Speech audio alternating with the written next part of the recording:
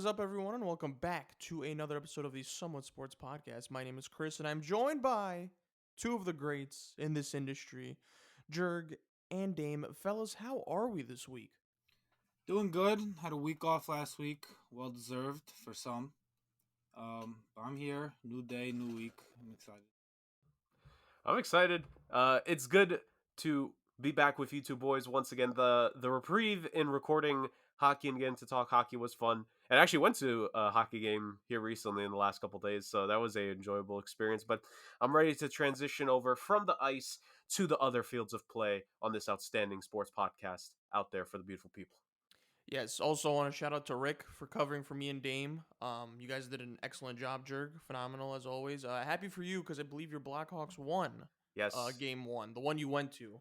Yep. So congrats on that. Happy for you. It was a Yeah. heck of a game, I must say. Just like the season opening, it was a cool thing. I don't know if you guys have seen it yet, but like I had a video of it.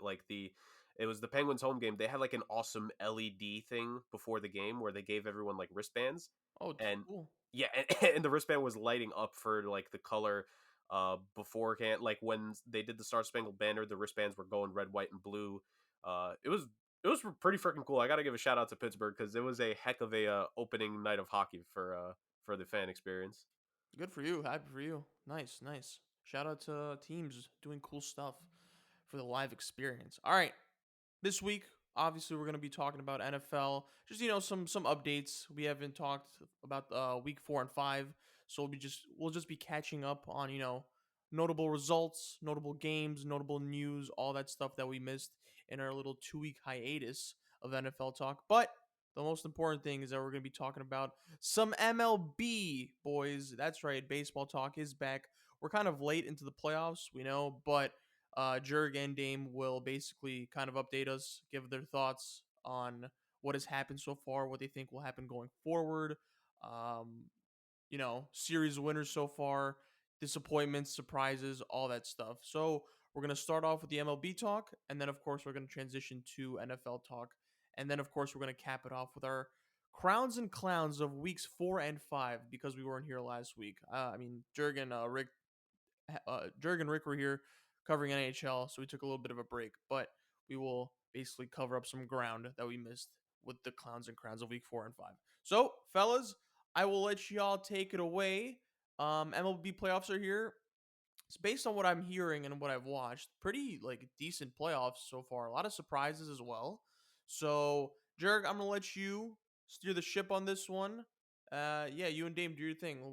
Talk to me about what's been going on in the MLB playoffs so far. Absolutely. So I think the thing with this postseason, and we might get into this in just a bit at the end in terms of like topic of conversation, and maybe even in a future episode as we get to the MLB offseason at a later point, is it's been upset city in these playoffs to say the very least. Even here in the AL and NLDS, the top seeds in the top seed in the NL as a whole in the Dodgers, at least I believe that they were the top seed, if not at least like they were the division winner and also division winner in the Baltimore Orioles were also both taken out here recently. But we're going to get to that in detail momentarily. We're going to go back to the wild card round first because the wild card round was very interesting, Dame and Chris, in terms of the perspective that all four series were sweeps. Now, for those that the uninitiated, maybe they've like kind of like fallen out of baseball for a little bit and they're just coming back and they're like, huh, that's a lot of wild card teams now.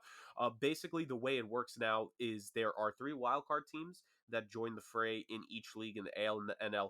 And basically, the worst of the three division winners from the regular season will take on one of the wildcard teams in a best 2 out of 3 series. I believe it is the lowest of the wildcard teams. And then the other two wildcard teams will duke it out in a best 2 out of 3 to be able to advance as well. So that was the case in both leagues. In both leagues, funny enough, it was the Central Division winners that were the lowest. It was the Twins in the AL and it was the Brewers in the NL who, quote unquote, won that terrible division.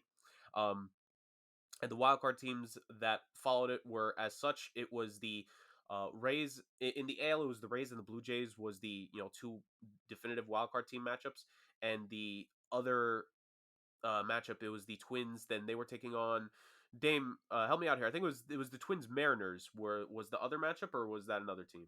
No, the Mariners didn't make the playoffs. Right. It was. I like my brain keeps blanking on like who the last of the of the wildcard team was. The Blue Jays. Blue Jays. Oh, blue. Oh, Twins, good Blue God. Jays. Oh, whew. That's a series to talk about. Maybe it's a good thing I forgot about that because I think Toronto Blue Jays fans are probably going to be wanting to forget about what those two games were because oof, maron, it was bad. And over in the NL side of things, the Arizona Diamondbacks and the Milwaukee Brewers faced off with one another in what was a it was quite the two games and quite the check into reality, to say the very least. And the Philadelphia Phillies were involved in the other wild card set of series where, as we know, the Phillies, the defending NL champions, uh, to say the very least. And the Phillies, they, well, as we know presently, considering what they're doing against the Braves, the Phillies won their little 2-game series that they had. I don't think there's too much to discuss in that particular series, Dame. They kind of really roughshotted the Marlins, to say the very least, two NL East teams that took on each other. But like I had mentioned, all 4 series there, if you want to call it a series, I guess best 2 out of 3s, were sweeps, right? Uh, Shocking to say the very least, I think, in regards to all 4 being sweeps, and they all ended on the same day. And I think it was a historic thing in the MLB postseason for that to happen. Dan, I'm going to throw it over to you first. Of those 4 2-game sweeps there, which one surprised you the most in terms of I thought this series would have gone all 3 games, or uh, either from that perspective or the perspective of the team that ended up losing, they just didn't perform the way we thought they would have going into the postseason?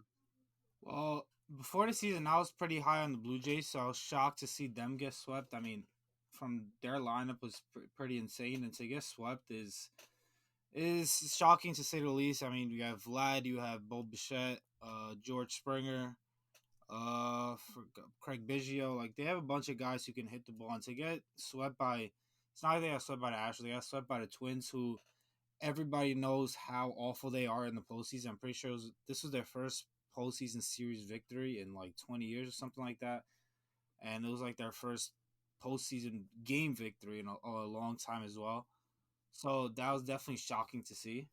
Um, as for the Rays and Rangers, I wasn't surprised because I think the Rangers are one of the true World Series contenders going into the playoffs. And Rays, I just never been high on. I just feel like they kind of mostly are a regular season team, and once it comes to the playoffs, they're kind of like, I guess, a little juju or a little magic that they run over there, where they use super analytics, kind of runs out, and teams like that are more talented, from top to bottom, like the Rangers, kind of overpower them. So yeah, I think I was definitely more surprised by the Blue Jays getting swept in the race. Hmm. Yeah, I think for me personally, overall, I would lean towards the AL side of things in terms of being surprised by the results. Like I said, I think we both agreed, Dame. In terms of the NL series, the Phillies were clearly the superior team against the Marlins. The Marlins were a fun story, right? Throughout the regular season, they had some exciting moments, and it was nice to see postseason baseball return for that team. But they just were not going to match up to the level of what the Phillies are and what they've shown us to be really over the last 2 seasons.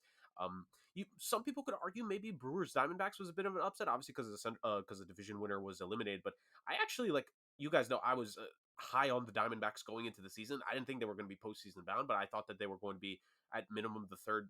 Or yeah, I thought they were going to be the third best team in the NL West this season. Turns out they were second, and by process of elimination, the best if we're going by who's left on the season.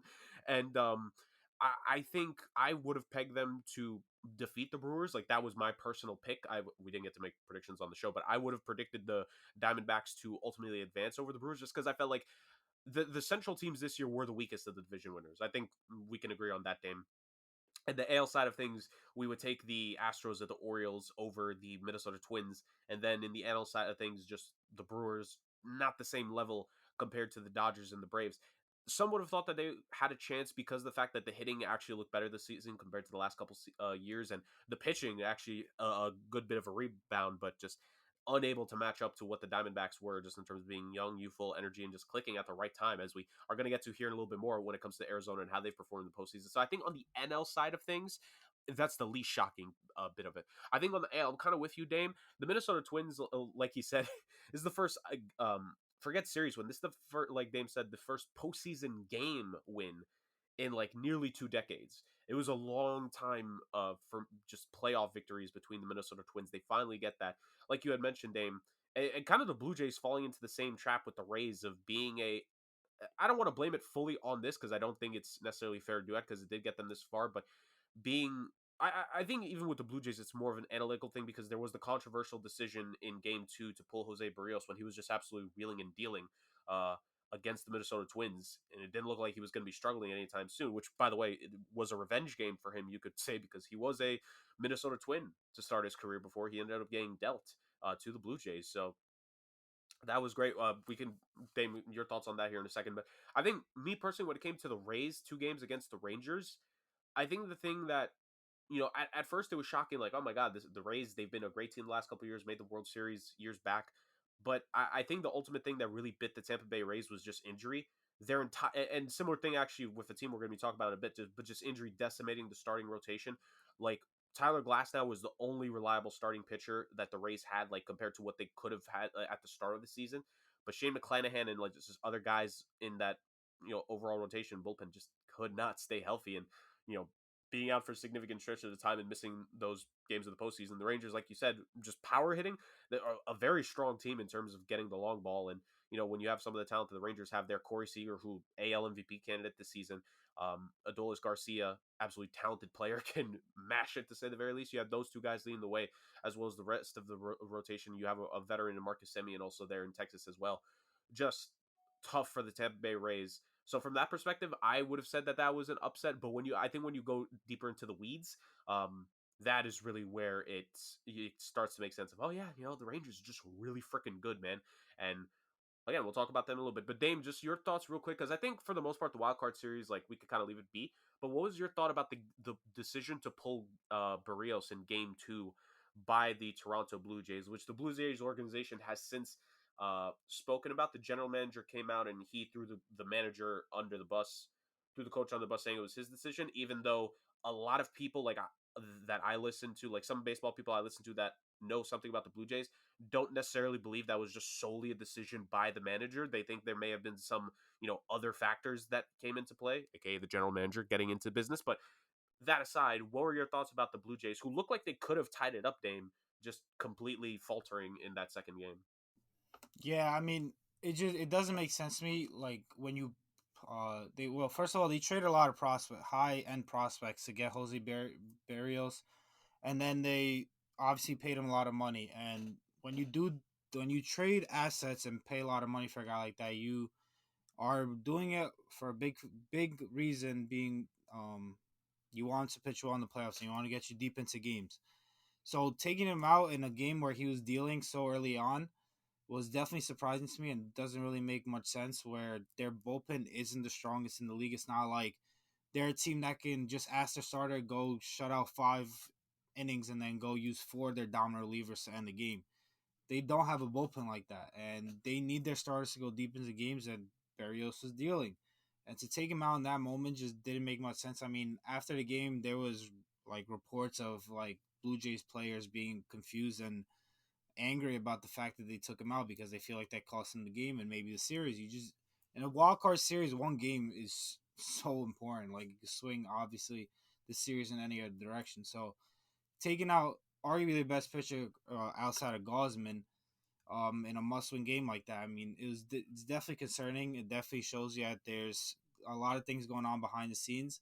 When there's things going on behind the scenes, you're more than likely not going to get the job done, whether it comes down to that certain game or that certain series, or like going forward in entire postseason run.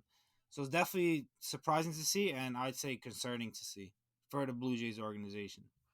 Yeah, and now when you consider back-to-back years just playoff disappointments, because remember, they lost in the wild card series last year as well to the Seattle Mariners, and one of those games being the collapse that they had offensively, or defensively, excuse me, because they were up, like, I think it was 7-0, if I'm not mistaken, last year against the Mariners, and they just completely choked that game away to get out there. And then this time, the offense just went silent. You had absolutely nothing. And it's funny we mentioned the Diamondbacks here briefly, because the Blue Jays and the Diamondbacks made a trade uh in the off season for one another, and it's seemingly mutually beneficial at the time. I think Dalton Varsho is the player who went to Toronto, and he was kind of just nothing in those 2 games against the Twins. Um, just if you're Toronto, you really got to take a deep look at this roster and look at what went wrong, because there's too much talent on this team to not be having some sort of success. And when you think of what the potential depth of the AL East could be, and I know the 2 teams in the AL East that missed the postseason, they can bounce back, even though, one of them didn't really give their fans a lot of reason to believe that this year. They can bounce back. So if you're the Blue Jays, it almost feels like a wasted season, if you ask me. So there was that. Now we move on over to the AL and the NLDS, where in each side of things, 2 series have already come to an end, and 1 series in the NL remains. And did the other series wrap up or no? If I'm not mistaken, I think Astros Twins is a series that has been Well, exciting to the start. AL series is wrapped up. Yep. And then it's just the Phillies and Braves left. Yep. So let's go to the AL side of it first, actually, since both of those series are done. You have they made a bit of reference to it, but the Astros and Twins went 4 games with one another before the Astros ultimately got the victory there in that series. And then the Rangers and the Orioles was a quicker affair, and a bit of a less competitive one. I mean, it was well, the first game was close, and the last two not so much. It just, Dame, we kind of mentioned the power. Well, at least you mentioned the power, like to a team like the Rays, that they've been struggling the last couple postseasons against teams that can really just like overpower you and overwhelm you. The Rangers, who all intents and purposes, talented team. They came into a very good offensively throughout the regular season. They lost the AL West, I think, on the very last day of the regular season, if I'm not mistaken. So this is very much a team that could have been a division winner in this situation. The Rangers beat down the Rays in the wild card, and then they did the same thing, relatively speaking, to the Orioles. It was a close first game, but it was 3-2 Rangers. Then it was an 11-8 just scoring affair, but ultimately the Rangers were just way too much for the Orioles to overcome in that case. At one point, the Rangers leading 9-2, and then 11-5, and then a 7-1 just crushing victory for the Rangers at home to go to the ALCS for the first time in well over a decade, if I'm not mistaken. And then on the other side of things, you had a series that was a bit closer in the scoreboard for between the two teams. Aside from Game 3, which was a Houston Astros slaughter, it was a calm victory in Game 1, a good Twins victory in Game 2, so that was tied up. Then the Astros just overwhelmed them, and then they finished the job in 3-2 with a very close win for themselves recently. So, and with Urquidy, a pretty good effort for himself. Didn't get pulled early, so maybe take notes, Toronto. Take notes. But in all seriousness, Dame, we have the ALCS matchup between ultimately set. It is Astros versus Rangers. It is the AL West teams that they were doing battle for the division for a majority of the year. Came down to the last days of the regular season. Now they're facing each other in the postseason. Ooh, that could be a fun one. Any comments about those two teams' respective series in the ALDS, Dame? And then thoughts about what we could see in the ALCS? I think this is the series that most people thought and expected was going to come down to, with the Rangers and the Astros. Obviously, both battled it out for the division all year long. The Astros won it on the last day because the Rangers had a collapse against the Mariners in their 4-game series. But I think these are the best 2 teams in the AL all season long. I know a lot of people talk about the Orioles since they have the best record and da-da-da, but the Orioles are kind of just that young team that finally took that step this year of making the playoffs and showing that they belong. But the Astros and Astros obviously are the team that's been there, done that. 7 ALCSs in a row. I mean, that's ridiculous. That's even after cheating, which is impressive. And the Rangers, just top to bottom, are just so talented. Max Scherzer's supposed to come back this series. That's going to be huge for them. Clear their hitting with Corey Seager, Simeon, Garcia. Their rookies, Jung, and I forgot the catcher, Boeing, I think, or Heim. This team is just loaded, and this is going to be a series for the decade. It's obviously a 7-game series, which helps, I think, for fans. I'm not a big fan of these 5-game series or 3-game series like the wild card and division series. I think it kind of some luck gets involved in that because of how short the series is. I think the playoffs, all series should be 7 games. So this series being 7 games is perfect for everybody, for both these teams to really see who's the best team, and for the fans to be able to see more games of these teams battling it out. Do you want me to give a prediction, or? Yeah. Who do you think wins? Like, because you mentioned, I've kind of said this in past episodes where how the Chiefs have kind of run the AFC in football the last couple of years. That has been the Astros in the American League. What is this name? Is this the 6th or the 7th year in a row where they've made the ALCS? 7 in a row. Whew. So the American League has run through the Houston Astros, to say the very least. But so that leads to wonder: is this Texas Rangers team, this young team, like you mentioned, Dame, with the amount of hitting they have, with getting Mad Max back in which, I mean, I know it would take like luck in the scheduling, but can we get a Verlander versus Max Scherzer start just to have that entertaining duel between two of the best pitchers of their respective generation go against each other in the game, and maybe cause a little bit of pain to Mets fans just on the side? I know Dame would probably enjoy that. I think it would just be funny. But yeah, what is your prediction in this one, Dame? It's tough, man. I 100% think it's going 7 games. Like, I just see this team going back and forth. It could be 1-1, 1-1-1. Like, games and just ending in 7. I'm going to lean with the Texas Rangers. And I know it's going to be in Houston. And I know they're kind of the inexperienced team if you compare them to the Astros when it comes to the ALCS or just being in the playoffs in general. But I just think this is the Rangers' year to get. I'm not saying they're going to win it all. I haven't thought about that yet, but I think this is the year they make it to the World Series. They invested all that money into this team, all that prospect capital, like to get Max Scherzer and other guys in this team. I think this is the year they take over the Astros and make it to the World Series and show that all that stuff, all that front office work to put this team together is worth it and comes together. Wouldn't be obviously I wouldn't be surprised if the Astros win, but I just feel like the Rangers have this series. They play the Astros well throughout the regular season. Not sure the exact record against each other, but the Rangers have played them tough and well this year. They've shown that they could beat them in series and in games. And the Rangers have played in big games. It's not like they play in front of like 10,000 fans or something like that. They play in big games. They showed in the playoffs they play in big games and they play well in big games. So I'm gonna lean here with the Texas Rangers in 7 games, a close series back and forth, and I can't wait to watch it. And that's a relatively, like, I don't think to discount this, it's a relatively new arena that Texas had only within the last couple of years that they debuted. And like you said, this is a long-term thing that the Rangers have been trying to build towards here, Dame, to get back to this point. I don't blame you at all for going with this pick. The Astros have looked a little bit shaky at times. This is not the exact same team in terms of doing as well as they've done in postseason past. I kind of give a slight edge to them if the series does end up going to 7. I think that's where the difference would be. But I don't blame you at all. I think if the series doesn't go to a game 7, I think it would actually be the Rangers that would win this thing before that. You know what I mean? Like, I think if the series goes the distance, I think that plays to Houston's edge. But I think if the series gets wrapped up quicker than that, I think we'll be talking about the Texas Rangers going back to the World Series here. I think this team has been overwhelming so far in this postseason. If there is a team in the AL side that could do it, I think it is only ironic and fair that it is the Astros, not just their division foe throughout this entire year, but um, also a team that has been known to have some pretty good pitching throughout the majority of this run as well. But this is going to be an entertaining series, to say the very least, on the AL side of things. And we could potentially get this on the NL side of things. And in another case where it's going to be, some underdog teams, relatively speaking, going against one another.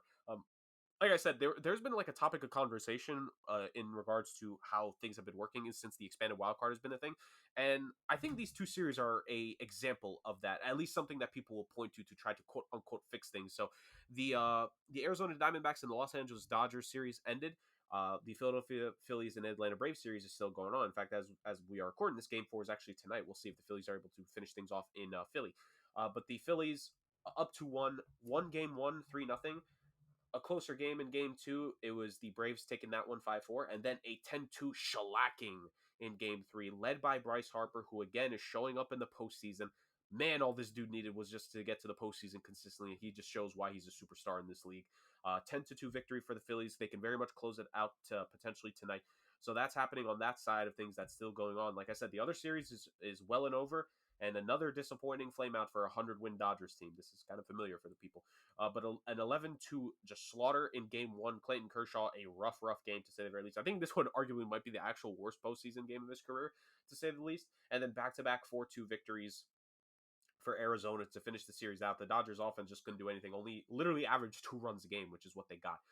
And the reason I'm kind of like putting the two series like together here closely, Dame, if you want to like maybe go into details, you can. But the reason why I put them together is because I want to bring this up, Dame. I've been seeing this on social media. I'm sure you have as well. Like, people are talking about how in the last couple years with the expanded wild card, this is showing to be a bigger detriment to the teams that were winning in the regular season because of the layover and because the underseeded teams are getting to play more and get better into a rhythm compared to the higher seeded teams having to get back in a rhythm. This has been something that the fans are really bringing up / complaining about. um, I think part of the reason that people are probably bringing this up is because now this is the second consecutive postseason that this has happened to the Dodgers. Because last year was the Padres who knocked them out, if I'm not mistaken, and then the Philadelphia Phillies doing it this year. I think. Correct me if I'm wrong, Dame. Didn't the Phillies beat the Braves in the last postseason as well? Yes, yes. So I, it's probably most likely more so sour grapes between these fan bases. Um, but I think the Brewers fans may say something about it. Before we get to like the like our thoughts on the end of the NL as a whole, Dame, what is your opinion about that concept? People are saying that there needs to be something done with the scheduling or maybe some sort of change here still because people feel that these higher seeded teams are at a disadvantage now will come the division series taking place. So yeah, I actually do agree with the thing that the format isn't good for these top seeded teams. They have 5 days off from the end of the regular season until they play their first game, and then they go into a 5 game series. I just think that's super unfair to these teams. I think personally the hardest thing to do in sports is hit a baseball, and to be able to do that consistently at a high level, you need to be able to have the reps and the kind of like consistency to do it. And having to sit out 5 games while the team you're gonna play is playing in a high intense series, to make it to the next round right before you, it puts you at a disadvantage, which you shouldn't be if you're the best team in the league throughout the regular season. And obviously, you're quote unquote rewarded with a bye and all those days off. But at the end of the day, I don't think it's much of a reward. I think you're put at a disadvantage. I think if maybe the division series was 7 games, I think maybe you have an argument for it because you're well rested for a longer series. But in a 5 game series, 1 game, like you saw with game one in Atlanta, makes the biggest difference in the entire series. Then you're on the ropes and you're one loss away from being on the brinks of elimination. I still do think the top seed should get a little break in between uh the end of the regular season and the division series, but I don't think it should be 5 days. I think it should be 2 or 3 days in the wild card series instead of a 3 game series like it is now. It should go back to the old days where it was a 1 game winner go home kind of series. And trust me, I know as a Yankee fan, they were in that game every single year. And that game is super exciting and people are gonna watch because it's 1 game. It's either you win or you go home, and that's your season. So I think a lot of more eyes would be on that singular game instead of like waiting for a 2 out of 3 series. I think the teams obviously would um, try harder and be under more pressure in a 1 game series like that. And then at the end of the day, the teams that were the best throughout the regular season won't be penalized having to sit so long and being so rusty going into a division series, which is only 5 games and such a quick turnaround. So I think the format should definitely be changed. I think it will be changed because it's the second year this happened to the Braves if they do end up losing this series. Losing to the Phillies because they had all these days off, and while the Phillies are playing in high intense series right before them, putting them at a little advantage compared to the Braves. So I do think something will change this offseason. I agree that it should. But yeah, it sucks because you saw the same thing happen with the Orioles. I mean, they got swept. They're a young team. It's not like they really need the rest. It's not like the teams need 5 days off. They're not playing football. They're playing baseball. They're not. It's not physically tolling on their bodies that they need all these days off. They need constant repetition to be able to stay sharp and hitting a baseball. So the time between the series for the top seed should definitely be lowered, and I think a wild card series should be a 1 game thing. Mm-hmm. Yeah, I definitely don't blame you for thinking that. I'm kind of like leaning towards more towards your side. I know some people are gonna say that maybe there was special scenarios here, like for some of these teams losing as early as they did. But I think we have 2 years in a row now where we are able to point to this being a case of, hey, these higher seeded teams are losing here.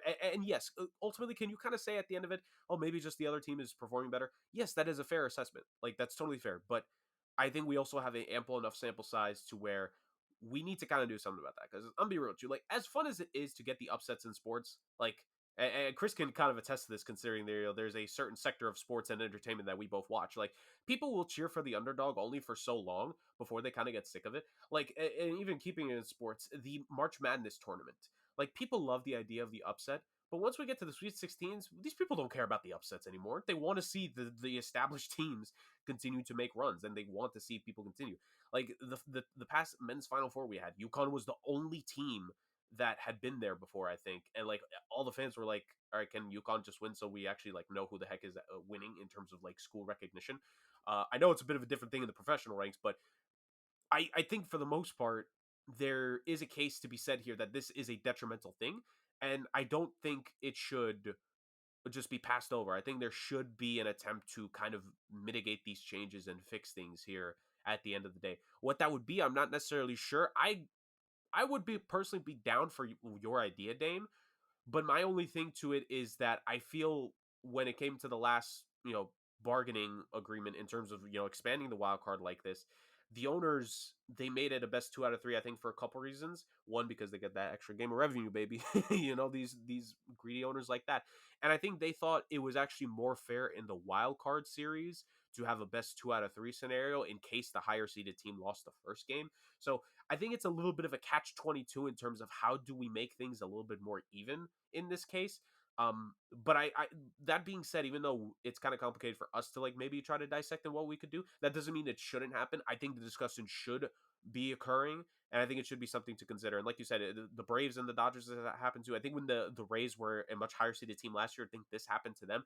Yes, again, at the end of the day, could you say injuries have played a part in this? Absolutely, but just because something isn't like the sole reason doesn't mean it's not a reason. And I think this is a potential thing that Major League Baseball is going to have to, have a conversation about. There's several conversations about probably this offseason and future offseasons whenever they get a chance to fix things. Will it happen? I don't know. Do you trust the commissioner of Major League Baseball, Dame? Do you I trust don't. the I wouldn't trust him walking my dog. So Oh, that being said, and Dame has a very good dog, ladies and gentlemen, so let that be a testament. Um, Ultimately, when it comes to the NL itself, Dame, uh, quick predictions here. Do you think the Phillies are going to finish off the series tonight? And depending on who you have winning that series, who's going to win the NL? I do think the Phillies end up getting it done. I think if it gets to game 5, I mean, I think that's a coin flip. I think it go either way. Even with the Phillies just having this momentum, I think just going back to Atlanta could absolutely win game 5 at home. But I'm gonna roll with the Phillies. They're rolling right now. Bryce Harper is playing like the best player on the planet. It's about time that one of my favorite players in sports does something well because it's always just suffering everywhere. But he's an absolute legend, and I mean, he is a definition of the phrase "big time players make big time plays" because he just shines the brightest on the biggest stage, on the biggest stage.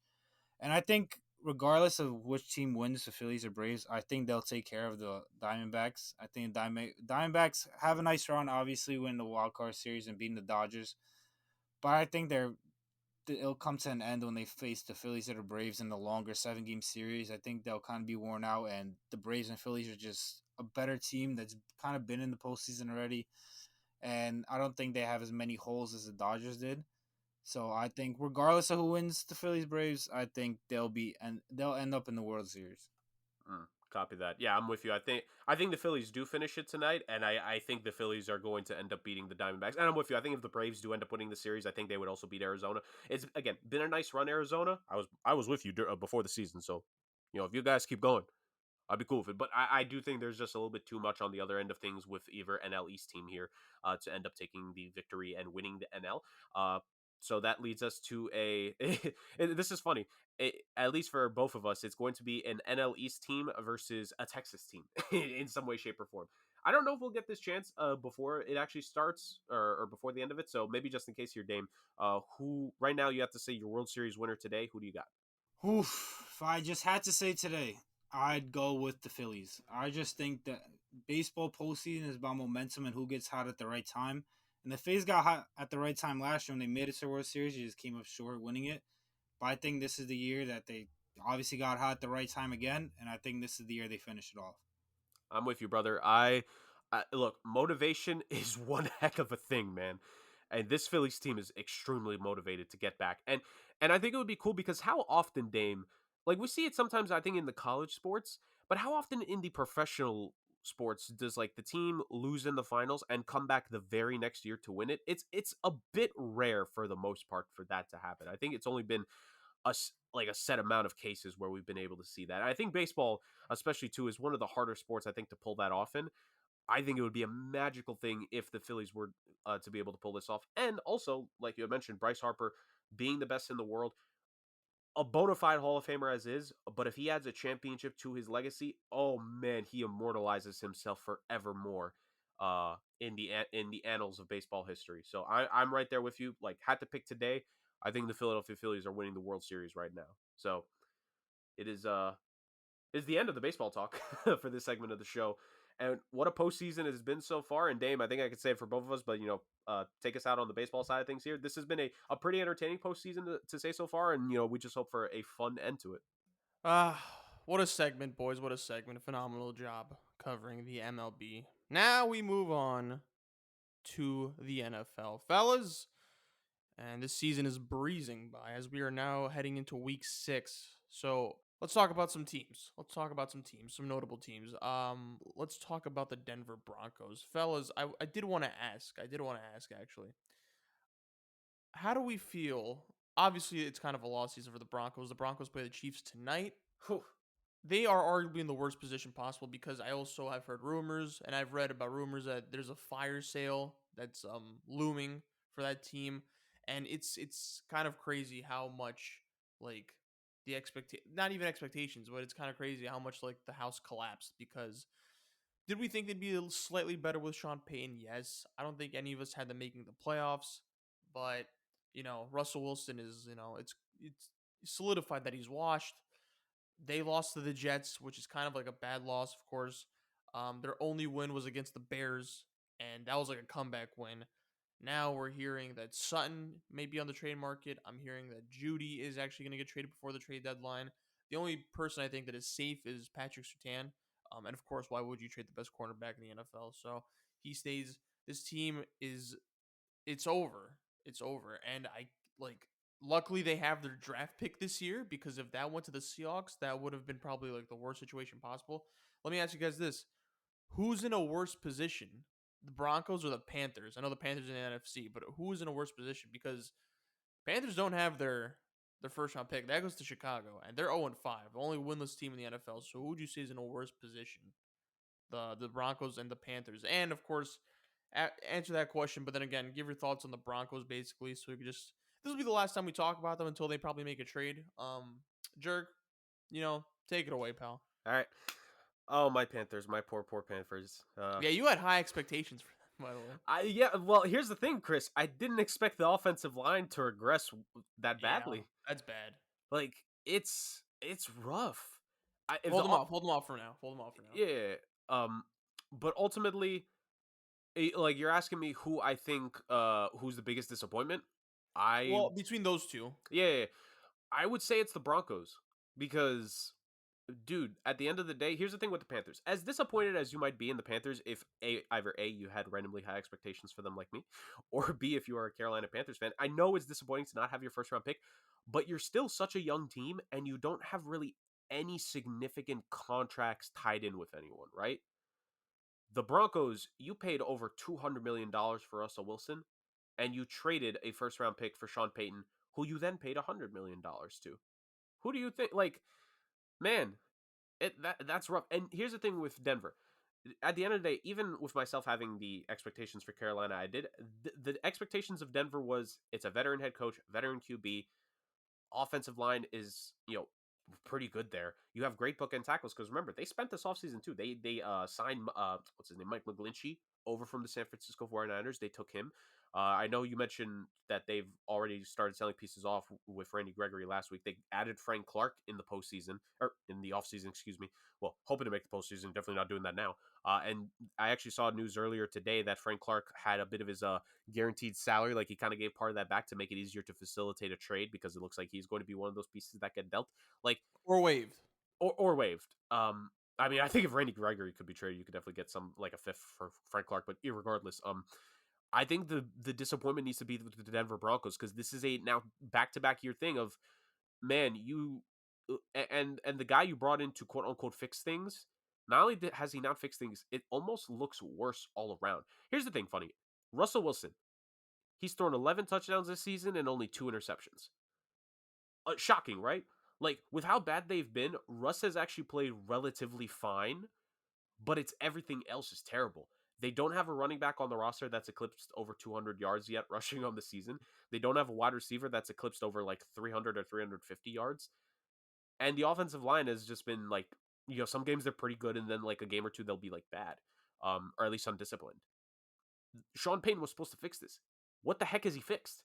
When you're gonna take shots at the previous head coach before you better like right the ship and make sure things go well. He hasn't done that, man. Like, I think the bigger disappointment is the Denver Broncos, because even if you didn't think they were gonna make the postseason, you thought that you're gonna be better than last year. They've somehow gotten worse.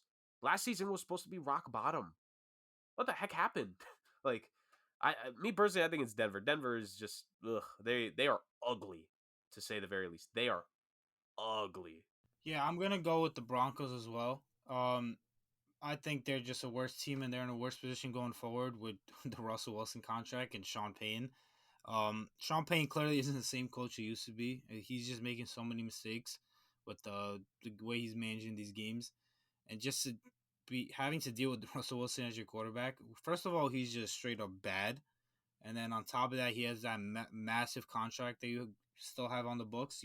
It's literally almost impossible to move on from him. And obviously, they're looking to sell off all these parts. We'll see what they get, because they do need more draft assets, because they gave everything up for Russell Wilson. Compared to the Panthers, who clearly are a rebuilding team, I don't like the fact that they gave up their first round pick this year to move off for Bryce Young. Yep. But if they truly believe Bryce Young was their guard, I mean, you have to do it. Looks like there's going to be a top 5 pick, if not the second overall pick in the draft. You better hope Bryce Young wins a few more games, or that's going to look like a mistake, because the fact that if your pick ends up being the second overall pick or the first overall pick, it just means that Bryce Young wasn't as good as you thought he was in the first season at the very least. So that's a problem. But, I mean, I was never too big on Bryce Young. I was always a CJ Stroud guy in this draft. I always thought he was going to be a better guy, and so far I've been right. But clearly a lot more to go to their careers. We'll see how it goes. I think Bryce Young is just a player that you need to have the perfect team around him. You absolutely, number one priority, needs to have a strong offensive line, because he is a smaller quarterback. So, one, he needs to have a clean pocket to see kind of over alignment to be able to throw. And obviously, he can't be hit as much because he is smaller. He already missed a game this year because of an ankle, so he's already starting to be banged up. So they definitely need to work on that offensive line protection. I mean, if you had your first round pick this year, there's a offensive lineman out of Penn State who's like talked about as being a generational tackle. I'm sure that would have helped a lot. But yeah, I think them losing their first round pick this year is definitely going to hurt. But I still think, because of the fact that Bryce Young is still obviously in his rookie year and still is on a rookie contract, and still has so many more years to develop and be a starting quarterback in this league, I think they're in a well better position than the Broncos, who are paying Russell Wilson $1 billion, and Sean Payton, they gave up a first round pick and gave him like a lot of money to coach the team when he stinks too. I think once they lose to the Chiefs tonight, and maybe it'll be a close game because the Chiefs usually like play down to their competition. It's over after this. Speaking of, since we kind of talked about Jerry Jeudy probably / possibly being on the trading block, I am now reading a tweet that is not fucking loading because it's a little fucking piece of shit. All right, the Colts have called the Broncos with trade interest in wide receiver Jerry Jeudy per the Destin Adams. Don't know how reliable he is. I'm just on JPA Football Twitter. Um, yeah, I kind of like that. If Jerry Jeudy goes to the Colts, that'd be great. And I guess we could transition with that to the AFC South, because I think the two biggest surprises are in that division. The Colts and the Texans both, I think, have superseded expectations. The Texans are a lot better than we expected. Obviously 2-3, but still they have their quarterback of the future. CJ Stroud looks like an absolute stud, bro. Um, you know, I think they don't have their own first round pick, but they have the Browns' first round pick, and that might be that's something at least. But CJ Stroud looks great. They have some pieces there in Pierce and Collins. He looks good. Dalton Schultz has been looking decent for them. So yeah, the Texans, I think just the most important thing is that their quarterback looks great, and this kind of goes back to the Panthers, because I don't know if you guys saw Frank Reich talk about, he's saying like management getting involved. It was pretty sus comments, because there was some talk that they were going to go Stroud at the first pick. Yep. And a lot of these reports are telling me we thought they that were. I think Frank Reich wanted CJ Stroud, and I think so either the GM or the owner stepped in and said get Bryce Young. Owner. And owner. Okay, so is the owner. My Perfect. And my bad to interrupt, Chris. I will just say this: like Dave Tepper, like his tenure's been quick, but he is notorious for being a very hands-on owner. And you're seeing, I mean, you guys can literally say this as fans in both football and in other sports as well. The more hands-on your owner that has no idea how to run a freaking football team or sports team in general is, the worse it is for your team. He is 100% the reason why they are in the state that they are in right now. He is yeah, like he's the guy that overpaid for Matt Rule and then finally took so long to fire him, and then went with Frank Reich, and then if we're to believe, which I believe this 100%, went with the quarterback that doesn't fit the system. We were saying before the draft that look at the quarterbacks that Frank Reich has worked with his entire career, right? It's Carson Wentz, it's uh, no, he didn't get to work with Andrew Luck, or maybe he did at the very beginning of his career. But it's bigger quarterbacks like what CJ Stroud fit in our mock draft, we like our collective unit picked CJ Stroud to be the first overall pick, which is vindication for us. Um, that should have been the pick. I'm sorry to interrupt, but that should have been the pick for Carolina right there. yeah, yeah. It also doesn't help. I mean, I don't know if I think CJ Stroud. I think obviously he is better than Bryce Young. Hindsight is 2020. But like again, it's tough because like Bryce Young. And I don't want to write him off because Bryce Young doesn't have a lot of weapons to play with in Carolina. Like they really fucked up. Like I know they had to get like they traded DJ Moore to get the first pick, and the fact that they couldn't get the player they wanted with the first pick because their owner like got involved like that, very messy all around. But let's just stick to the AFC South for now. Texans, they won because they got the better quarterback. Um, so the Colts 3-2, good because they're better than expected. Bad because Anthony Richardson got hurt and he is in the IR. I believe it's a shoulder sprain. I don't know if surgery is required. I hope not because Anthony Richardson is very fun, but a lot of knick-knack injuries. And I think the style of play is kind of like a big reason for that. But he has looked phenomenal. Um, if they could get Jerry Judy, because I thought the Colts. I'm like, we're winning a little too many games here. I'm like, how about we like be bad for like another year, as bad as you can, and maybe get like a Brock Bowers in the get a Brock Bowers in the draft next year or something. Get like an extra weapon for Anthony Richardson because I like Michael Pittman, I like Josh Downs, but he has surpassed expectations. I always thought he had the highest ceiling of all the quarterbacks going into the draft, and he is really good. But there might be some injury prone accusations that he might not be able to beat. Um, so he's out on the IR. I hope he's not required for surgery. He's on the injury reserve. I think they're going to take some time to figure out whether he needs surgery or not. It's an AC joint sprain.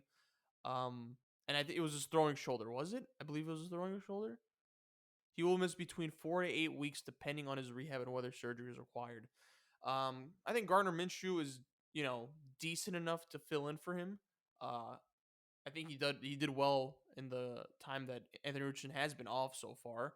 But shout out to them, 3-2. Like the Colts, even when they're bad, they're like a good bad. But yeah, shout out to them, 3-2. I think this Anthony Richardson injury is gonna fuck them up, and I think that will kind of lead the Jaguars into taking that division because we all thought it was gonna be a runaway train for the Jaguars to win the division, but yeah, but even the Titans are 2-3. Those fucking Titans, so sneaky, so sneaky. But yeah, I think shout out to the Colts and Titans. Do you guys have any comments about those two teams? No, shout out to the Colts and the Texans. Sorry, shout out to those two teams. Dame, any comments on those teams being the biggest surprises so far in the AFC at least? Yeah, the Texans clearly, as of now, look like they got their quarterback spot on. He looks amazing on the field. He's saying the right things off the field. He's getting guys involved. With Nico Collins and Tank Dell now emerging as wide receivers. Nico Collins has always had this kind of potential that his quarterbacks just weren't able to tap into, and it looks like CJ Stroud's the guy to do it. I think he's like top 5 in passing yards or something like that. And as a rookie with that team, like that's incredible. He's been without his star left tackle Tunsil for most of the season now, so that's impressive as well because the rest of his offensive line isn't that good. Clearly they gave up their first round pick this year to move for Will Anderson, but Will Anderson has been a stud as well. So for now, it looks like it worked out because as long as you have your QB, if that top draft pick doesn't mean as much, as long as you have another one, which they do in the Cleveland Browns. And who knows what happens to Cleveland Browns going forward? Deshaun Watson clearly is hurt now with his throwing shoulder. He's not practicing again today, so he might miss another week. So that pick might not even be too bad. You might even have a better pick with the Browns pick than your own pick because the Texans look like they're going to compete for the rest of the season, each and every single game. They're not going to be kind of a pushover that's going to be one of those teams that kind of traded their first round pick and ended up being like top 5 or something like that.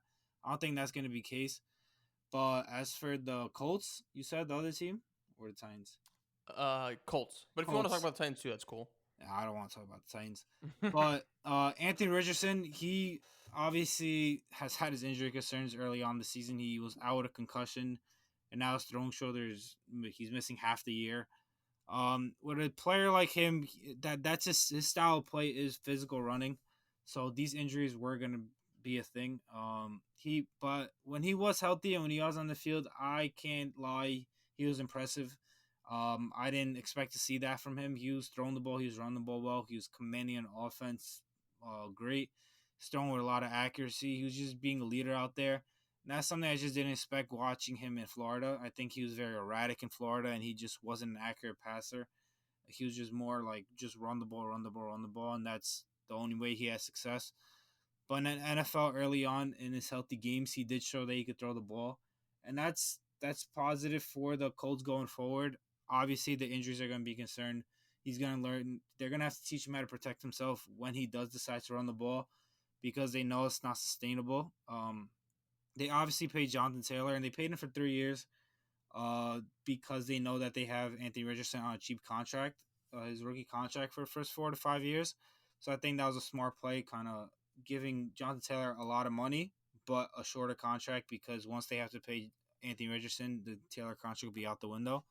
And you have to be able to give your star QB a weapon and a running back. I think is really good because he can be the one that bangs on the running plays instead of Anthony Richardson, so that'll kind of protect him. But it definitely sucks to see him out all these weeks. I think his first eligible week to come back is like week 12, and that by that time, if they're not even like fully competitive, they might not even rush him back until like the last couple games of the year, if at all. Because what's the point if you're not being competitive and like Anthony Richardson isn't fully 100% healthy where he can't re-injure himself?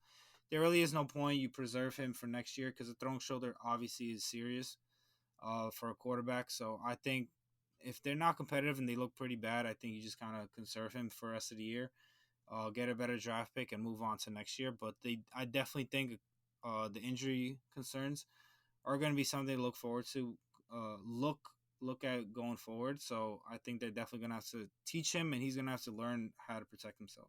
Yeah, you gotta coach the Josh Allen syndrome out of him a little bit in terms of whenever he actually decides to go on runs. But just real quick on both of these teams, the Colts, I think it'll be interesting over the next couple weeks because Gardner Minshew is a very capable backup quarterback who has looked good in spot starts throughout his career. And like you said, Chris, I think that even without Richardson playing, I think they're still going to go for the Jerry Jeudy trade here, or at least push for it, because you add another weapon to this offense that needs still some more diversifying with the two-headed backfield that you have of Moss, who's played well so far this season, Jonathan Taylor, who you just paid, so justice for running backs there. I think it could be interesting overall for the Colts. Like Dame said, I think the worst thing about the Anthony Richardson injury is just this is less in-game action for him to get with development for himself. Because while Anthony Richardson has looked good so far in terms of his throwing, better than what he obviously showed in college, I think there are still things he needs to tweak about his throwing and like just being more accurate. And you get that with more and more reps. The kid has the power for sure, but there's still some pinpoint things I think he needs to work on slightly, and that all comes with in-game reps. But I think whenever he does eventually come back, hopefully, I think whether the Colts are competitive or not, like Dame said, they're probably not going to rush him back if they're not a competitive team, but I think they'll definitely try to get him action again towards the end of the season, so he's back in the fray. In terms of the Texans, C.J. Stroud, 0 interceptions so far this season as we are recording this. Nico Collins has looked great. He's already eclipsed his career touchdown total best for a season, and he's like 30 yards away from his career high in receiving yards already. He's been amazing. Dalton Schultz has been solid for them. The offensive line has overperformed to what I thought. And the defense, D'Amico Ryans, man, that is a culture change. For so long, this team struggled with getting a head coach in there, and they got their guy. DeMeco Ryans, he is their guy. The energy, the atmosphere, the culture, a phenomenal coaching job that he's done so far. You got to give a lot of props to DeMeco Ryans. They've been competitive. They've been solid. And that's what you can ask for. That's what you wanted for the Texans going into the season. Just don't be another disappointing and depressing team. Like, show the fans something. And they have, man. And CJ Stroud. Our Ohio State quarterbacks on the up, boys. Our Ohio State quarterbacks better than what we've given them credit for. He might be the best Ohio State QB. Yeah, maybe, to say the very least. But I want to give props to the Texans and the Colts because we thought that division was going to be garbage, and because it still has the Tennessee Titans, there's still some stain and sludge in the division. But overall, it's a lot more competitive than what we gave credit for preseason. Yeah, it's crazy the turnaround that franchise is like going through from where they were a few years ago to now. Like they've kind of reversed course and they look like a respectable franchise that, like, to be honest, might be a decent destination, might be a desired destination in like the coming years. So shout out to them. All right, so in the AFC North, Steelers and Ravens both at 3-2. Browns at 2-2 because they had their bye week already, and then of course the Bengals at 2-3. So let's start off with the Bengals. I think they're, obviously 2-3, not a hot start, but wasn't a hot start last year. They woke up, and it seems like they're turning the corner now. Burrow looked great last week against the Cardinals. Granted, it was the Cardinals. Him and Jamar just went off, and look, the calf. He says the calf is looking better. They play the Seahawks this week. That game could go either way, to be honest. And then they have the bye week. But I think the Bengals, obviously when you have a superstar quarterback and a superstar wide receiver, I think they'll be fine going forward. I do think with the Ravens looking a little decent that it might be tough for them. I don't think it's a guarantee that they're going to own the division anymore. There's a lot of parity in that division, but I do think the Browns are going to drop off. Chubb is out for the year. Watson, there's some questions already. So, yeah. Browns, I think Browns will drop off a little bit. Steelers, I think, look, I had them as my dark horse. They're 3-2 at the moment. They've had some ugly wins, but they're wins nonetheless. And, man, Pickett and Pickens, bro, what a duo. And it's great that the names kind of, like, match. So, shout out to them. They look good. TJ Watt, I think, fucked up his finger, but because the Watts are crazy, I think he'll still play through it. So, that dude's a menace. He is a menace. And then, of course, the Ravens are 3-2. Ravens have had some really bad losses. And by bad, I don't mean like blowouts, but the games they should have won. They lost to the Colts. And it was like towards the end. I think they might have went to overtime in that game. And then, of course, they lost at the end to the Steelers. That's a division rival. And it was like, I think they lost, 17-10? Yep. Were a pretty ugly game. So they've had some like bad losses in which they could have won and then in which they should have won. But yeah, I do think the Ravens will obviously take this division, but the Browns, I think, are going to drop off. Steelers, I think, will drop off, but not to the extent in which the Browns will because Mike Tomlin, and I actually do like their talent. And then, of course, the Bengals at 2-3. You can never count them out. So I think this will be a race between the Ravens and the Bengals. Ultimately, I think the Bengals got lucky that the Ravens kind of dropped this recent game to the Steelers because the Ravens would have been 2-0 or 3-0 in their division if they got the win against the Steelers. Yeah, 3-0. So that would have been huge for them, but of course they remain alive. Fellas, talk to me about this division. I know there's some parity here in the AFC North, but yeah, so what do we make of this division so far? I mean, is it what we expected? How do we think the division will turn out going forward? Dame? So this division is, it could go either way from the Ravens. All right, first of all, I don't think the Steelers are going to continue this. I just think they're feeding off the other teams struggling right now. I think they'll eventually fall off. But I think it'll come down to the Ravens, Browns, and Bengals. I still think the Bengals have a chance even with their slow start because of the slow start of the other teams as well. With the Browns, it's going to come down to Deshaun Watson's health. If this shoulder thing is a lingering issue throughout the year, I don't think they're going to be able to keep up with the Ravens or Bengals. But I forgot who the Bengals are playing the Titans this week. No, Bengals are playing the Seahawks. The Ravens are playing the Titans. Yeah. So that's going to be a tough matchup there, and it's a tough matchup for the Bengals. Both of the teams could lose, and the Steelers could somehow win once again. But regardless, I think at the end of the day, the Ravens are going to be able to pull this out because I don't think Joe Burrow is still going to be 100% healthy. This doesn't go away just because you played the Arizona Cardinals. Like I could look good at quarterback against Arizona Cardinals. So I think that calf issue is still going to be lingering throughout the year, and you're going to see when he has a bad game, they're going to say that it's an issue and and he should rest. So I think the Ravens are just a healthier team, and I still think they're kind of the better team as long as those receivers and Odell and Bateman kind of do their job, and that incredible defense does their job. I think they'll be able to stick with this division, but I do think the Bengals throughout the year are going to be better and will be kind of towards the top of the division and competing for the division. I still think they might sneak into the playoffs, but I do think an 0-3 start definitely hurt them and the chances for the division. But I still think the division is wide open for the taking. Man, can I almost say I don't like a lot of these teams in this division right now.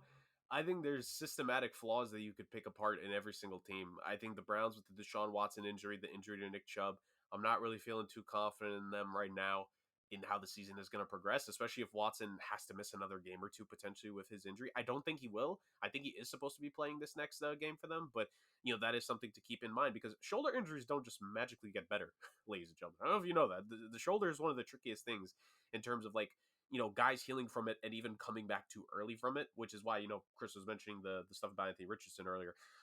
So there's that with the Browns. With the Bengals, they've won 2 games in a row now. They're starting to sort of rebound it. It's going to be a really tough game against the Seahawks, although I've always said this, iron sharpens iron. I think the Bengals can get through that game with a win and get back to 500. But man, the Ravens and the Steelers, the Ravens are giving me a little bit less confidence now with just the way that they've played these Colts and Steelers games. There's no excuse that the Steelers should have scored 17 straight points on you to win the game. No excuse whatsoever. I know Pickett to Pickens is a nice little connection and that won them the game, but they had to audible off of whatever terrible play Matt Canada did. And I know you guys have seen the replay of him in the booth while that play was going on, and him realizing that Pickett audibled out of whatever garbage he called to get that. The Steelers have a detriment in their offense, and it's literally the guy that's supposed to be calling the plays. Meanwhile, the Ravens, look, man, I've said this for a while. I'm not the biggest fan of John Harbaugh. I'm just not. I think he makes some really weird decisions throughout the course of a game, and to not go for it towards the end of the first half to get more points on the board. And I think there was at least one other random 4th down call that he made. This is bad. And before anyone tries to say that it's the offensive coordinator, no, the Ravens have been weird with this stuff for at least 3 to 4 years now. Remember it was either last season or the season before it, that random Bills game where they went for it on a 4th and goal for no reason, and that gave the Bills the chance to drive down the field and go for the win, which I think they did. John Harbaugh's he always makes questionable decisions. If Brandon Staley didn't exist, and if we couldn't laugh at Sean Payton, we would be very much putting John Harbaugh under a bigger microscope than what we already are right now. And he makes a lot of questionable decisions, and man, does his talent bail him out, to say the very least. If I had to give an edge, I'm leaning with Dame, and also just because they were my preseason pick for it. I do give the Ravens an edge to win this division at the end of the day, because I think they are going to be able to put it together. And I just think overall right now they are the most talented team in this division. That's also, well, I can't even say the best health because they've been really dinged up a lot this season. But I'm not confident in it. You could tell me right now the Bengals are about to rip off 10 wins in a row, a la what the San Francisco 49ers did at the end of last season. I would not be surprised at all. This Bengals team looks like they might be able to get that momentum in them. This Ravens team needs to prove something to me, man. This is some disappointing results that they've had over the last couple of weeks between these teams. And I think there's a big game coming up here. You got to beat down the Tennessee Titans. You need to reestablish yourself as a proper power in this conference. If you don't beat the Titans, it's going to be a dangerous season, to say the very least. So I'm going to give an edge to the Ravens, and my second place being the Bengals, of course. And man, the Watson injury changes things. Chris, maybe the Steelers are going to be better than what we thought going into the season. I don't think playoff good. I don't think they'll be playoff good, but they'll be competing for the wild card, I think, more than what we realized. And if only they just fired Matt Canada. And by we, you mean you and Dame. But yeah, neither here nor there. AFC East, last division that we'll talk about in the AFC. Dolphins at 4-1 at first place. Bills 3-2. Jets 2-3. Patriots 1-4. For the Jets, I think 2-3. Honestly, probably best case scenario, to be honest. I think that's, without Rodgers, it's kind of just we'll just see what Zach Wilson could do for us. And I think 2-3, I feel like they're exactly where they're at that we thought they would be with Zach Wilson after Aaron Rodgers went down. Just surviving. just not being extremely terrible. Zach, I think, yeah, we didn't talk about this. I think he's had a pretty good last 2 weeks, especially the Chiefs game.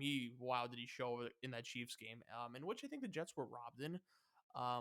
He should have won that game. And then the Broncos, I think he looked better. He didn't look great, but he looked a lot better. The confidence carried over to that game. So Jets are treading water, 2-3. Not much to talk about with them. I just think you know it's exactly what we thought. In terms of just like how they would play with Zach Wilson without Aaron Rodgers. But I'm enthusiastic about Zach's play the last 2 weeks. However, they play the Eagles next, and we're 0-12. The Jets are 0-12 all time against the Eagles. Have not beaten them. Have not. So yeah, that defense might fuck up Zach because our O line is severely cooked now with Elijah Vera Tucker out for the season. That was a huge blow to the offensive line. But yeah, Patriots 1-4. This is actually, let's talk about the Patriots loss. Dolphins 4-1. I think they're the best team in the AFC East. I think they'll finish off first now. They did lose the Bills against a very good defense. This is before all the injuries happened. I think that does say a lot about the Dolphins. I do think that once it's not going to be as much of a runaway for them when they go against these elite teams. I think they play the Panthers next. Like we talked about their schedule. I want to see them play against the elite teams, and then I'll make an accurate assessment. But so far, they look great. They're really fun to watch. Their defense is a concern though. Bills 3-2, fellas. They lost to the Jaguars in England. I am concerned because they just lost White and Milano for the season. That defense is taking a massive, massive hit. Brother, they signed, was it Norman? Josh Norman? Yeah. Good. Like, that's how you know the white flag is, like, kind of being thrown. I'm concerned. Josh Allen and Diggs will, I guess, get them to the wild card or, like, have them compete at least for the AFC division title. I do think they'll compete for it because I think those two are, studs, of course, but I don't know. It's looking bleak. But that defense, because that was their strong suit, that's not good at all. I'm genuinely concerned about their defense. And it's like if the Jets manage to somehow stay like afloat, scary times. Scary times. Because those are that's it's not good for the Bills right now. To be honest. I'm already concerns about them going into the season. And then the Pats 1-4, fellas, that team's a mess. Very well deserved for them because blow me, son. You've had enough success. Eat some ass now. But that Mac Jones sucks, but like their skill position players are really ass. Like they don't have offensive weapons at all. Juju's basically non-existent, and their defense, Matthew Judon out for a bit. I don't know if it's out for the season, but he's out for a while. And Christian Gonzalez, bro, out for the season, I believe. So that's your two key defensive pieces gone. And the offense is already not there, and if the defense is going to take a hit like that, oh, I need the Patriots to somehow win some games, so I don't have to be scared of them getting the first overall pick because I don't need Caleb Williams going to the Patriots. But man, I don't know. I do think there's some frustration behind the scenes as well. I do think Bill Belichick will be gone soon. I don't think he'll get fired, but it's going to be like mostly like a step away thing. I think the Belichick era will be close to being over. I think Mac Jones isn't it. I think there's probably some disdain for him from other players. But yeah, Jurg, talk to me about the AFC East so far. What do you got?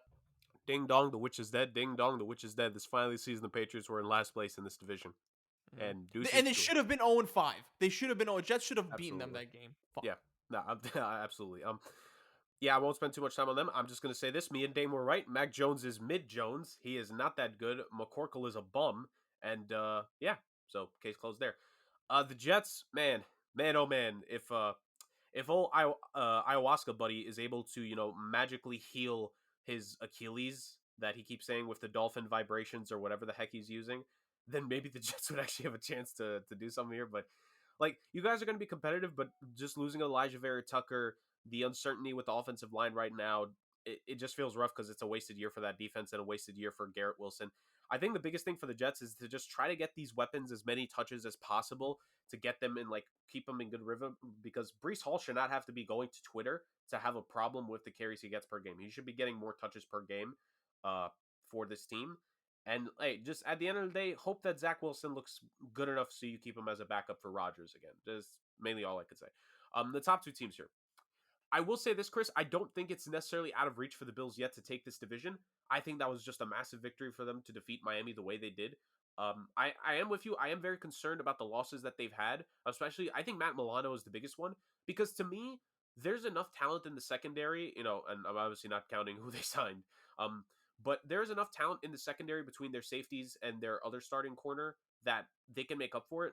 But just the linebacking core, Matt Milano was the guy. He's one of the best linebackers in all of football, and to lose him for the season, rough times. And I know he's not as big of a name, but they lost one of their defensive tackles too in the game against the Jags. I think for at least a majority of, if not Oh, the right. season, Jones. Like they lost him for I don't remember if it was the whole season of what the headline I read, or at least just most of the season. Like, so you've lost 3 defensive starters the last couple of weeks. It's not great.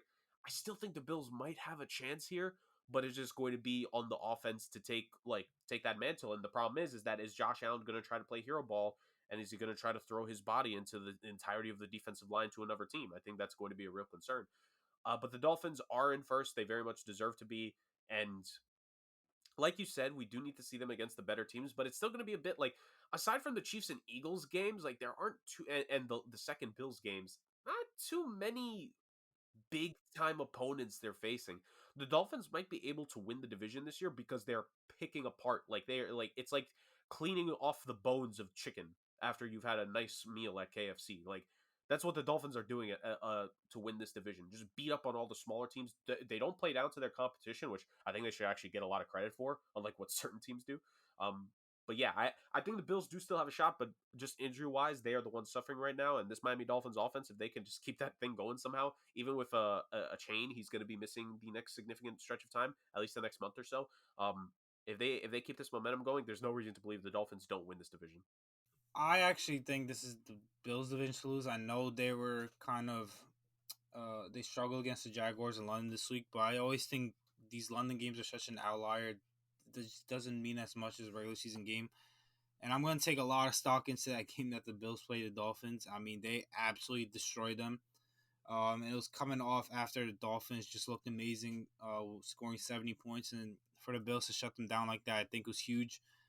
And I think it's huge for the psyche as well with the Dolphins and Bills playing next time. I think the Dolphins are going to go into a little bit timid, and the Bills are going to go in there playing with a lot of confidence because of how badly they dominated them.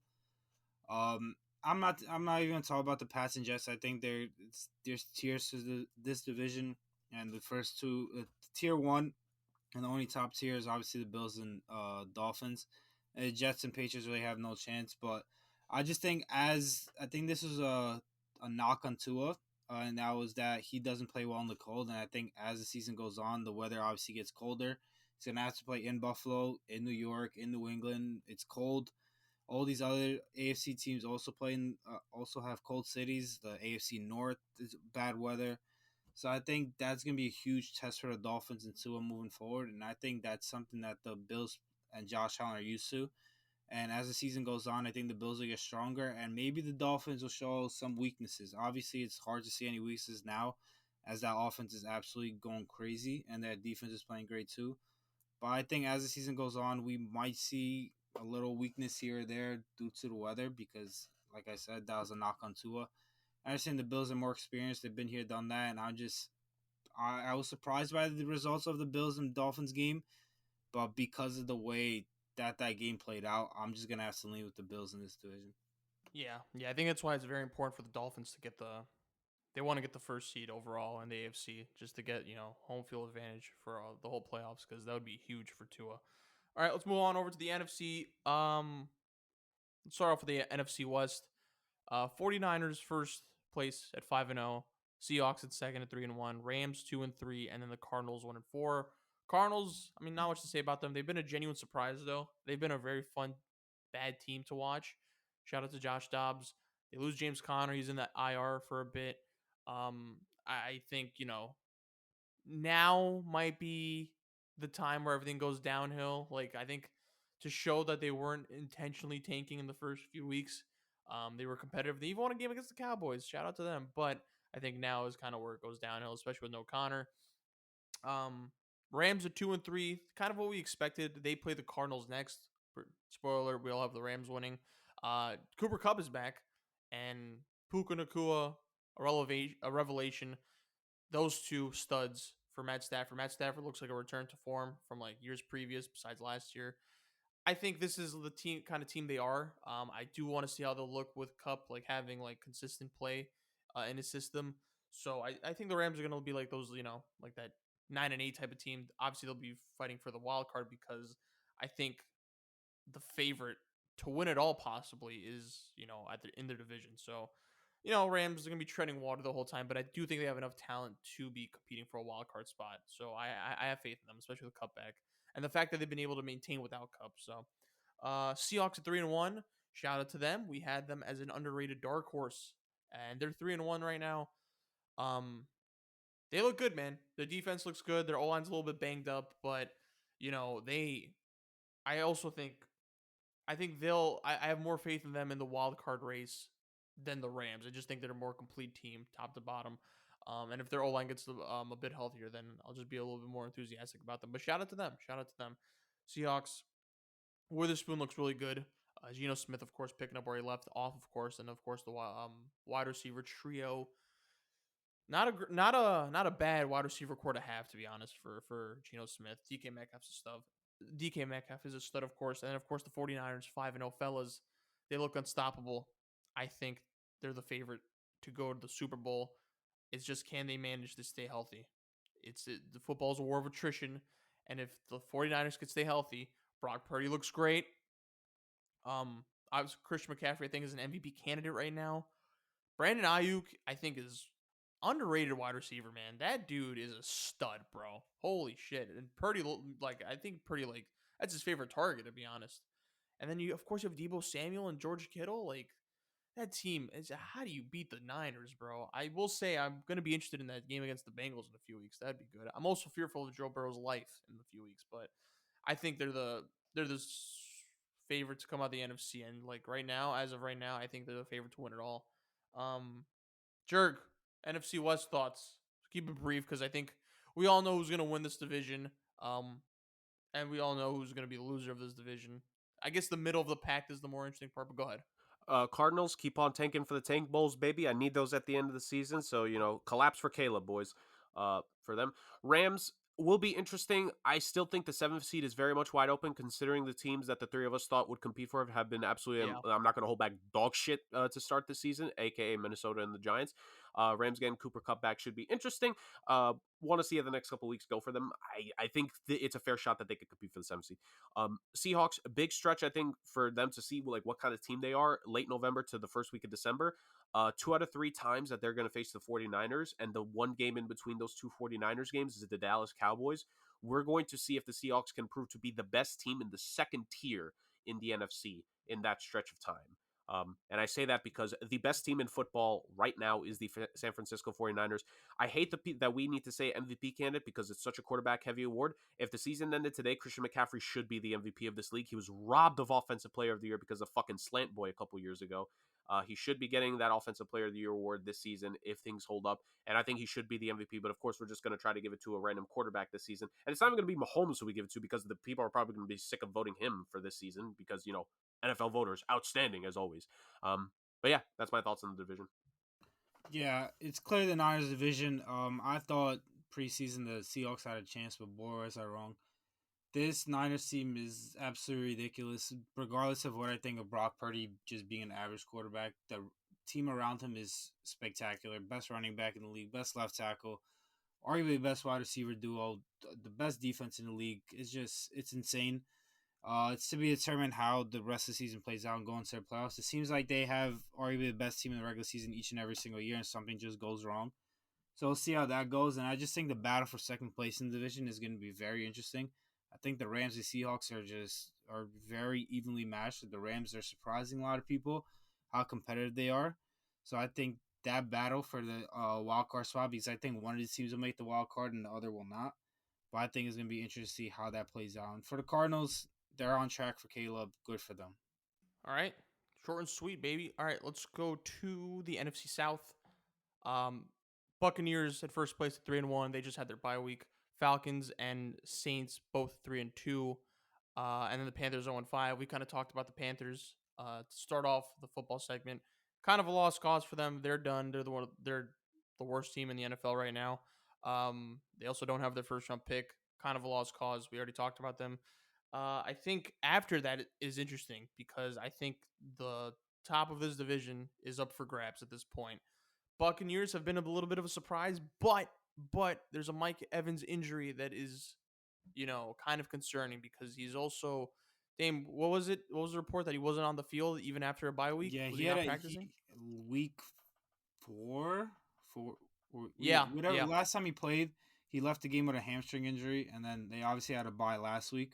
So you'd expect him to be healthy, but it came out he hasn't practiced at all this week, which is definitely concerning. Coming off that you missed half the game, you had a whole week, then you had a whole bye week, and you still aren't practicing. That's extremely concerning. Yeah, these hamstring injuries, man, jeez, they really like fuck everything up. So I'm a little concerned if Mike Evans isn't playing because I don't think he's going to play this week. And they play against the Lions. I think it was fun for the Bucks, but I think it might be just slightly downhill from here. And then of course the Falcons and the Saints, both 3-2. Falcons a little bit, come back to earth moment. Desmond Ritter, arguably one of the worst quarterbacks in the NFL, arguably the worst quarterback in the NFL. But they have weapons though, and they just traded for Van Jefferson. I don't know why, but another weapon to get lost in the sauce for them. So Saints, I think it should be the Saints, but I think Derek Carr's shoulder injury is something to be slightly concerned at. I know he's playing. Um, he might be playing through it, and I don't know if Derek Carr playing through it is better than him not playing at all. Who knows? I don't know. Depends who you ask. But I do think the Saints take this division. But I think it'll be interesting. I do think it'll be up in the air who wins it because it's not a foregone conclusion of the Saints winning like I thought it would be. But yeah, Falcons, Bucks, Saints. I think the winner of this division, it's kind of a crapshoot at this point. I think I'm just gonna roll with the Saints just because I don't know. Um, so yeah, pretty interesting this division so far. Dane, what'd you make of this division? Yeah, this division is super tight, and I played the Saints before the season. I'm gonna rock with the Saints. But I think the Bucks have a really good chance of winning this division and sneaking out with it. I think Baker is better than advertised. We said that this team has a really good team around the quarterback. They just need a competent quarterback to lead the way, and Baker's doing what he needs to do for this team to win. Their defense is great. Offensive line is great. Obviously, two stud receivers. So if they keep that up, I think they have a real shot of upsetting the Saints here at the top of the division. Clearly, the Panthers just aren't there yet. And the Falcons, you just see that they're just a quarterback away, but I just don't think they're as good as the Saints or Buccaneers. But I think it's a two-team division race. But yeah, I'm going to lean with the Saints just like I did in my preseason. So, barring a 10-game winning streak by my preseason pick here, it's not happening. Um, Chris, you just said it moments ago. You called this division a crapshoot, right? Yeah. Take out the word shoot, and I think that would be the perfect Mm. way to describe it. Look, man, I know they've been better than what we probably gave them all credit for, but you're starting to see the Atlanta Falcons get a little bit exposed here and there. They got lucky to beat the Texans, honestly. Like the Falcons are not choking games anymore as often, but like they're still not the most talented team. Tampa Bay with missing Mike Evans, how is that going to impact Baker Mayfield going forward? I think is a big tell. And the New Orleans Saints, I don't like Derek Carr. Let me just say this: an injured Derek Carr, I don't like that anymore either. But the problem is that it's Dennis Allen calling plays. It's I think Pete Carmichael is the offensive coordinator. That he's the next offensive coordinator in this league next to Matt Canada that people want to fire. When his name starts being chanted to be fired randomly at hockey games, then he'll be number one. But for now, it's still Matt Canada. Um, and I don't know. I can't give you a division winner, man. These teams are just so mid. Like the winner of the NFC South is going to be the team that least likely trips down the stairs and breaks their own back. That's who's going to win this division. And I can't tell you who that's going to be right now because Baker Mayfield's going to miss his top weapon for the next couple weeks, we assume. Um, the New Orleans Saints are relying on Derek Carr. Okay, yeah, that works great. And the Atlanta Falcons are just so inconsistent because Desmond Ritter is bad. I will say this. I think the winner of this division is going to be which one of these three teams tries to get aggressive at the trade deadline. I think one of these teams needs to get aggressive at the trade deadline, and I have a trade in mind right now. I don't know if Chris wants me to save this for another week or Yes, I two. do. So I will. I'm not going to say it, but I think one team here in particular Oh, say it, Jurg. I want you is. to say it. Do you want me to say the team? I'm not going to say who they trade for, but I'm going to say the team. I think that they could be a trade away from taking this division. you want me to say that? Yes. I think the Falcons are the team in the position to where if they are willing to make a trade here, they would be the ones to take this division. I'll At let the people. QB? Chris, I don't. I know what it is. Never mind. Go ahead. Thank you. Well, the people are going to know. It's not surprising anymore. God dang it. This is like an AEW show. We don't save the surprises. But Mm. ultimately, I think the Falcons, if you had to make me pick, I think I'm projecting ahead. I think they should be the team that gets aggressive at the trade deadline. And if they do, I would be willing to give them the NFC South. But as of now, man, there's a lot of mid in this division. Good God. Yep, and I'm glad we're done talking about them. All right, NFC North, baby. Lions in first place at 4-1. Packers at 2-3. Bears and Vikings both at 1-4. Fellas, Lions are the real deal. They've had some injuries there, so I think the fact that they're 4-1 with some injuries says a lot. And I think they're this is a runaway for them. They're winning this division and they're gonna finally make the playoffs. They're just so much fun to watch, man, and I'm so happy for them. Enjoy it, Lions fans. Enjoy it. Um, yeah, I could gush about the Lions for forever, but I'm not going to. Yeah, let's move on to after that, because after that I think that it's rough. Packers at 2-3. I thought they had a nice few weeks, a nice first few weeks, and then they've kind of come back down to earth. Bad loss against the Raiders. They're in a bye week now. I don't think they make the playoffs, but again, they have some young pieces. I think this is like a year where they kind of have to figure themselves out, and I think next year is kind of going to be when they start making some moves to try and win. But for now, it's kind of just like getting the offense comfortable with each other, adjusting to Jordan Love being your primary QB. So yeah, there's some good in that, but there's mostly gonna be some ugly. And then after that, it's Bears Vikings. Bears got their first win, a dominant win against the Washington Commanders. DJ Moore went off nuclear, and maybe this is the start of something for the Bears, because they play this upcoming week the Vikings, who are also 1-4. Vikings are now without Justin Jefferson for the next at least 4 weeks because he's in the IR. I think that he is injured, but I also think it's kind of a little bit of a white flag going off, because I think they know this season might be lost, to be honest. Now there's Kirk Cousins trade rumors. The smoke is there, fellas. I think it's if they lose. I mean, if the Bears win this game, then I think it's the Vikings might go on a fire sale, and I think it's best. And the fact that Justin Jefferson's in the IR, I know they have Addison, but it's just like it's all but there. They should fire sale, man. It's just like what are you trying to compete for? What are you trying to compete for? So yeah, pretty ugly. And if the Bears could beat the Vikings, I think that's a pretty good 2-4, pretty good stretch of trying to turn things around for them. Because it was getting real dark for them a few weeks ago after they lost to the Chiefs. But it looks like this is a runaway for the Lions here. So now what to talk about. But Dame, do you have any comments about this division? Yeah, the only comment I have is the Packers looks like they messed up by letting Aaron Rodgers go so early and pushing me out the door, because Jordan Love doesn't look like he's it. Maybe in the first game or second game, he looked like maybe he had something in him. Maybe in those games that he backed up Aaron Rodgers, he looked like he had some potential. But the last couple games, man, he looks rough. He looks like he just isn't comfortable in there and just doesn't know what he's doing. So that's definitely concerning looking forward for them.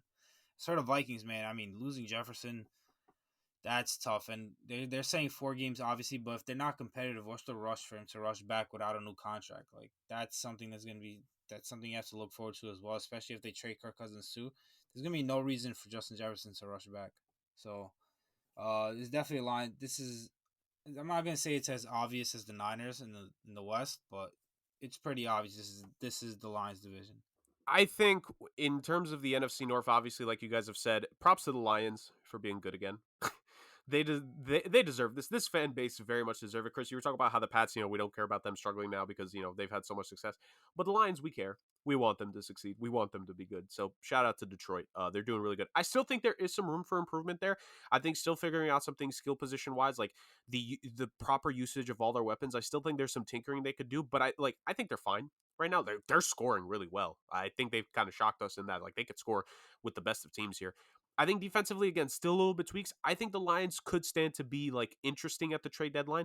Not necessarily like a big home run swing, but like a piece here, a piece there. I think to shore up things defensively. I think maybe another secondary piece, and I think this team will be really good to say the least.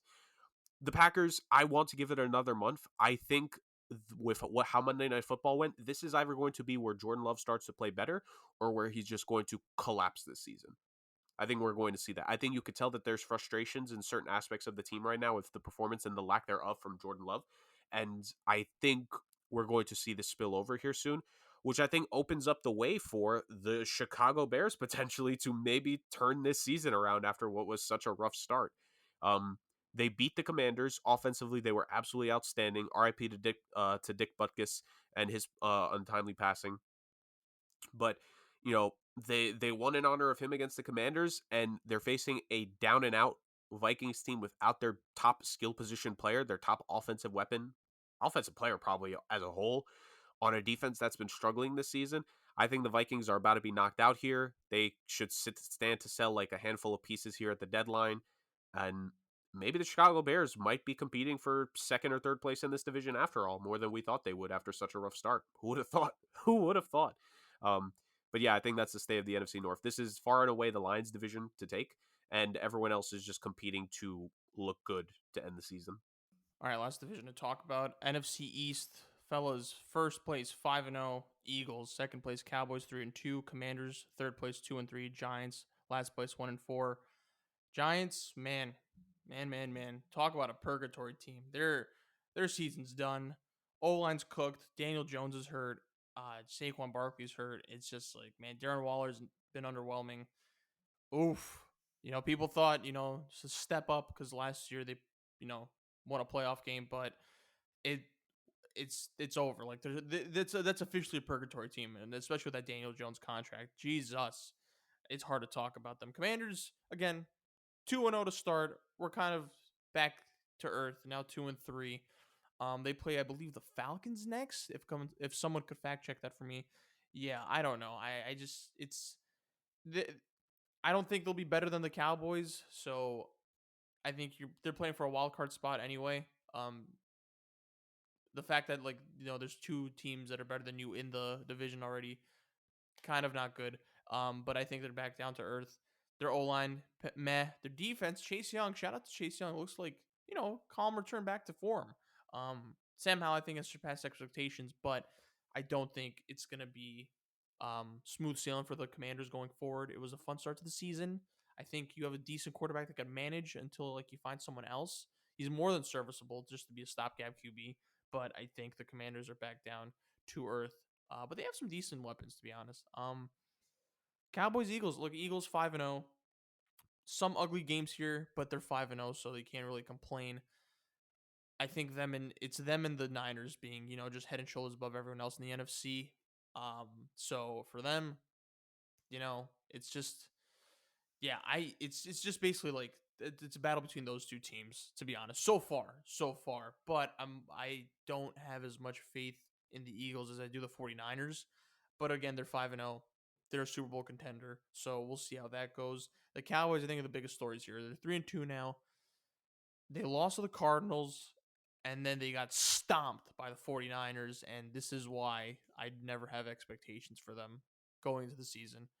Because once they play the big dogs, and I know they lost to the Cardinals, they played down to their competition, but then they played the Niners, which is the team you're going to have to eventually go through if you want to get to the Super Bowl. And then they got stomped, and it just shows the massive gap between them.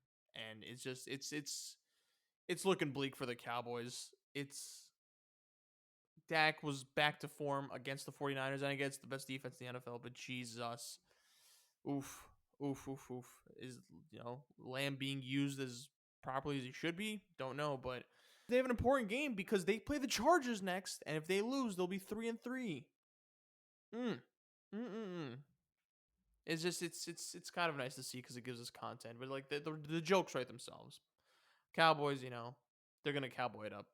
Jurg, thoughts? NFC East. Man, I made the whole Blake Bortles Jaguar comparison for Daniel Jones. I didn't think I'd be this right. Who would have thought?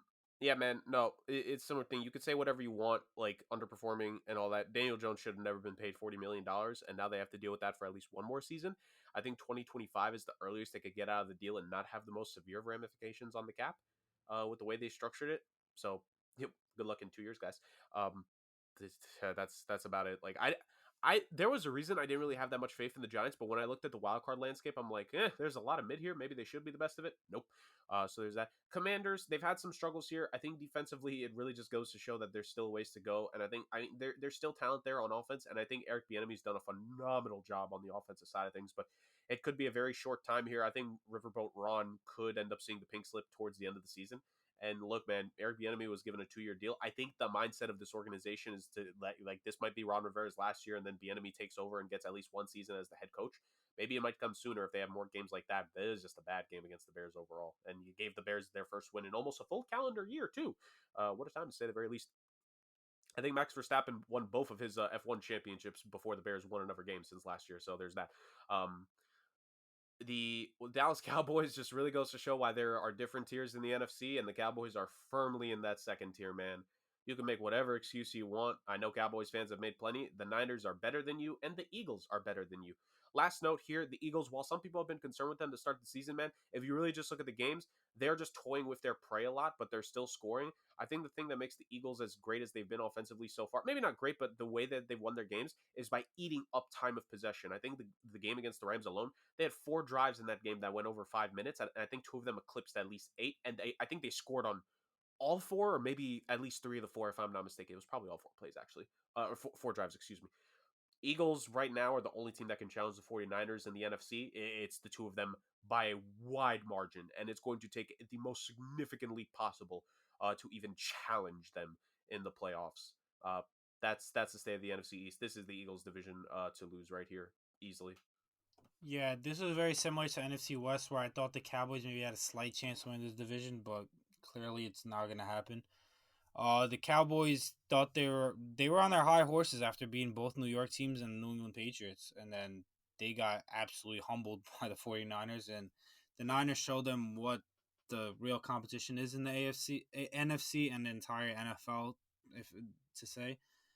Obviously losing to the Cardinals is embarrassing, and I don't know what's more embarrassing: the losing to the Cardinals or being beat down like that by the Niners. I guess you can make an argument for both, but I mean that team is cooked. And the Eagles, obviously, it looks like the division. Maybe they don't look as good as they did last year, but at the end of the day, they're undefeated. No one has beat them yet. Hope that changes this week. Playing a certain team in New York, but I hope that changes this week. But I don't think it will. I think that's going to be very similar to the Niners and Cowboys game. But as for the bottom of the division, the Commanders, I just think they are what they are. They're not going to be one of the worst teams in the league, but they're not going to be the best. They're gonna look good sometimes and not look good other times. They're gonna lose a lot of games, but I don't think they're gonna be towards the top of like the draft to get another quarterback. So Sam Howell might be the guy going forward, and they have to improve elsewhere. But as for the Giants, I mean, man, they're a fucking disaster. Paying Daniel Jones $45 million or whatever they're paying him in the 40s is almost as bad as Russell Wilson, and I think both of them are very equal as to the caliber quarterback they are, and obviously their contracts are both just as bad. But just being able to just signing Daniel Jones to that contract kind of puts you out of, even if you are bad enough for a quarterback, drafting a quarterback, because you're stuck with this contract. You can't get out of it unless you absolutely like gut your salary cap. And at that point, what's the point of even drafting a quarterback, because he's not gonna have anything to play with, because you have all this dead cap money from releasing Daniel Jones or moving on from Daniel Jones. So I think at the end of the day, they're stuck with him, and they're going to be bad, and they'll be picking at the top of the draft, and they can go quarterback. They obviously, technically, they can pick whoever they want.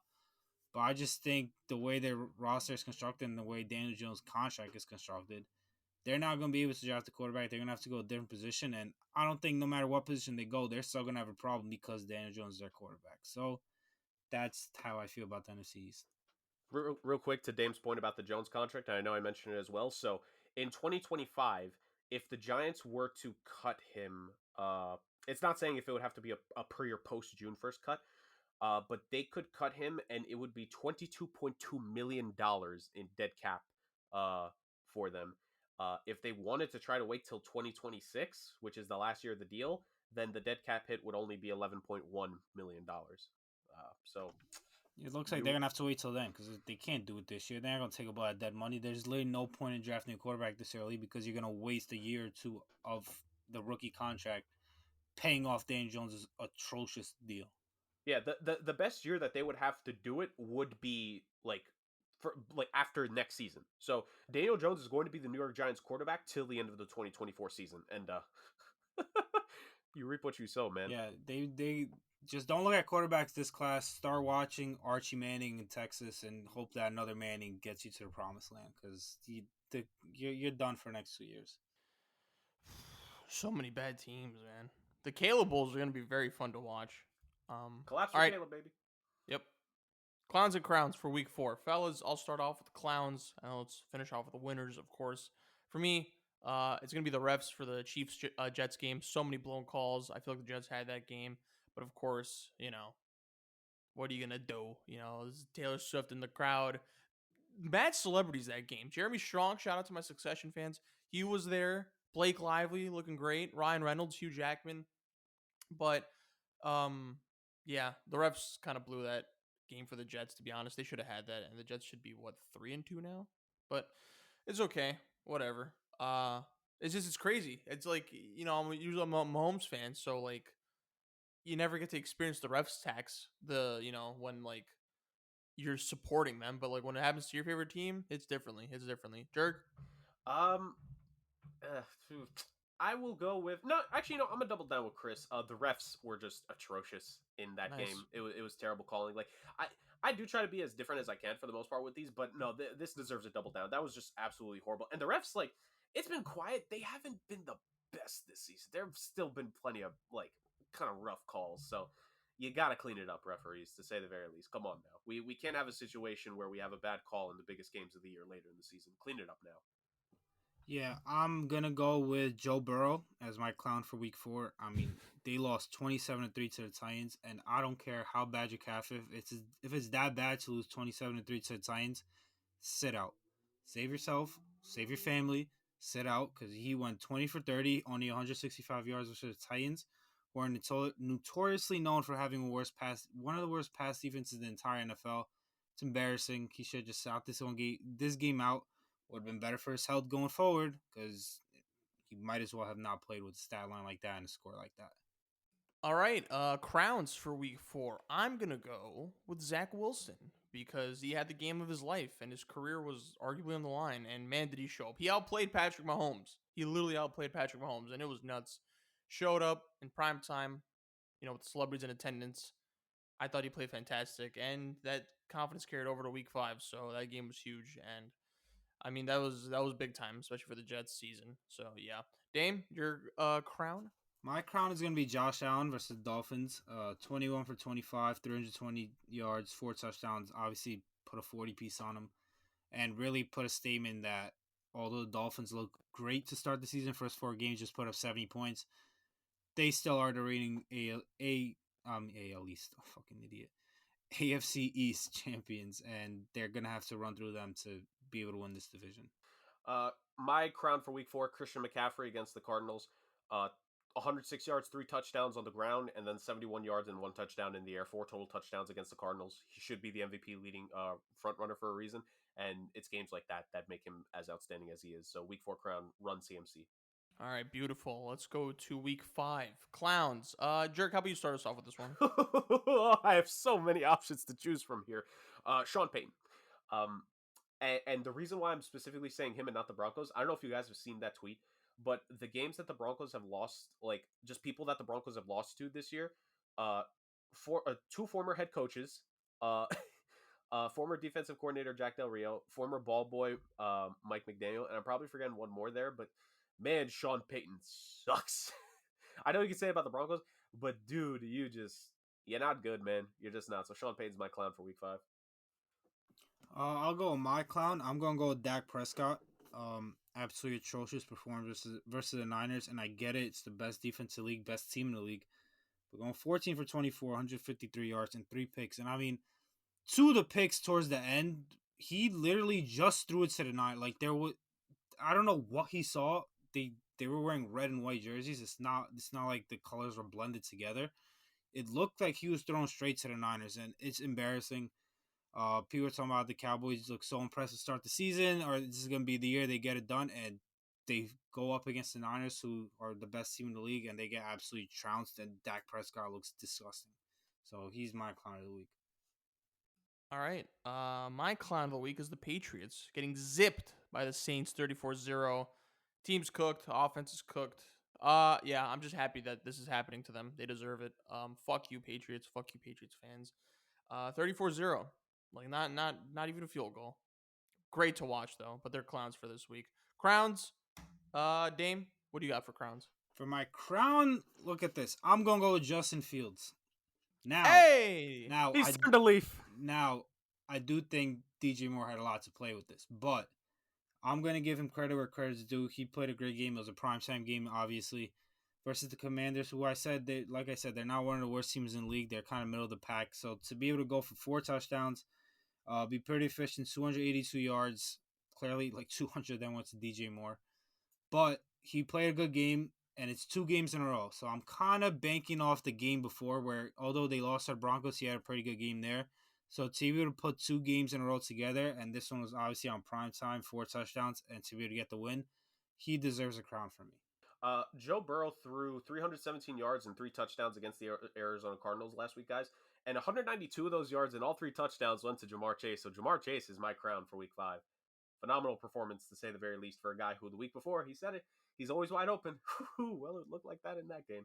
A big game to really help the Bengals season start to kind of get going here. And leading into this one, that is not someone I want to be facing on a hot streak. Jamar Chase is going to be a tall task for the Seahawks next week. So for week 5, Jamar Chase, my crown. All right. I'm just going to add on to what Damien said. My crown is DJ Moore. 230 yards, 3 touchdowns, just nuclear. He looked like wide receiver 1 against the Commanders that game. And it hurts because I traded him in fantasy. And he's Dame's now, but whatever. If someone's going to have him on his team, I'm glad it's Dame. But shout out to DJ Moore. He was phenomenal. He was absolutely nuclear. And yeah, I hope that the Bears could kind of, find their stride. But this is a good first step. All right, that'll do it for this week. What an episode. A lengthy one, but of course necessary because we had to talk about some stuff. Jurg, where can they find us on the socials? For all the updates on this outstanding podcast that you are reaching the end towards, ladies and gentlemen, at SomewhatSports on Instagram. For all of the latest news and updates with the pod when episodes get released on YouTube and Spotify. And when we put our posts up, weekly predictions, as always, go up. You'll be seeing the newest week of them come the posting of this episode. And I just mentioned the YouTube channel and Spotify, Somewhat Based in Sports, on both of those outstanding platforms. Like, comment, subscribe to the YouTube channel. 5 stars. Leave us a review on Spotify. Please let us know what you love about the show. We continue to move on. NBA, well, the NHL season has started. I'm as happy as a clam. The NBA season is about to get going. I think in the next week or two, we're going to get to our NBA preseason predictions. Ooh, fun times in the world of sports, to say the very least. And if you want the best talk out there when it comes to this, what's the Somewhat Sports Podcast? You're already listening to us, so I guess we'll see you next episode. Beautifully put as always, Jurg. Beautifully put as always. To all listeners listening, if you made it this far, we appreciate you, Jurg and Dame. Phenomenal job steering the ship with me as always. And until next time, peace.